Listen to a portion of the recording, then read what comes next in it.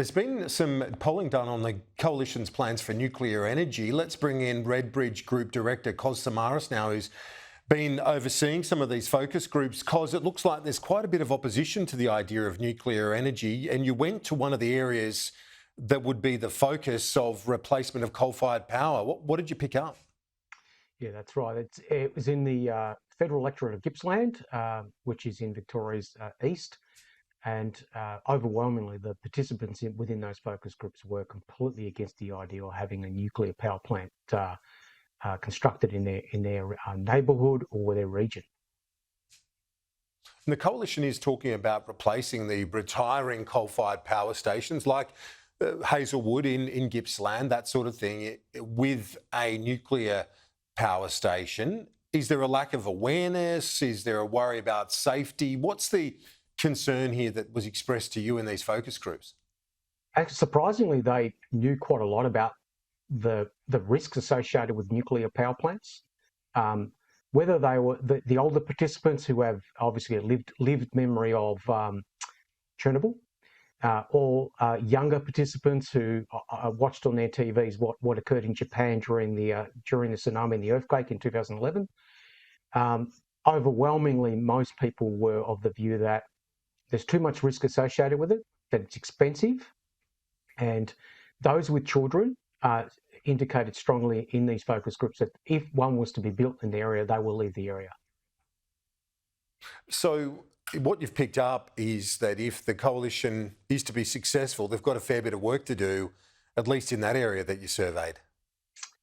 Yeah, it's fairly difficult because up against it are some pretty simple, now executed policy ideas, and that is solar, wind, renewable energy. Across all our surveys and other pollster surveys, these other forms of energy sources are very, very popular. Yes, there is some social license challenges around connecting our grid to those energy sources, but overwhelmingly most Australians think it's a good idea to be transitioning it, but they would like that transition to be actually done much faster than it is right now. Introducing nuclear as an additional point or an additional idea is going to be rather challenging for the coalition. They offer their opponents a very significant potential negative campaign. Because to another survey now, the Nine newspapers had some numbers in their polling which suggested male voters have swung to the coalition in the last 6 months away from Labor. Is this what you're picking up? Yeah, we picked that up late last year. Largely male voters in the outer suburbs and regions, those with a TAFE education. They join, obviously, a slide of support for the Labor Party amongst women in those same regions.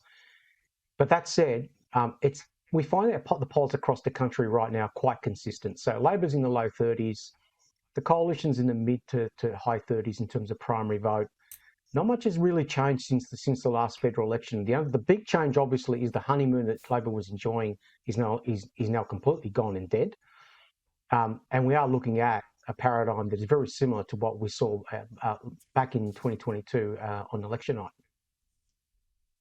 And so fundamentally, as we know, when we look to the next election, it's all going to come down to the marginal seats. What's happening in those electorates? Yeah, so on the next election, at the last election, there were a number of seats that shaped that result. The Teals winning electorates in the inner parts of our large cities, Greens picking up a couple of seats in Brisbane, Labor picking up higher educated electorates. I think at this election we're going to see very different dynamic, and that is going to be very much a spotlight on the outer suburbs of Western Sydney, Melbourne, Brisbane. These are the electorates which are experiencing high levels of mortgage stress. This is where Dutton will try to make his gains. But that said, there isn't enough of those seats to get him to 75. Yeah. So, yeah, we are looking at a situation where both parties have got a very narrow pathway to that 75, but I think Labor's is a little bit wider. Samaras from Redbridge, thanks. Talk to you soon. No problem. Thank you.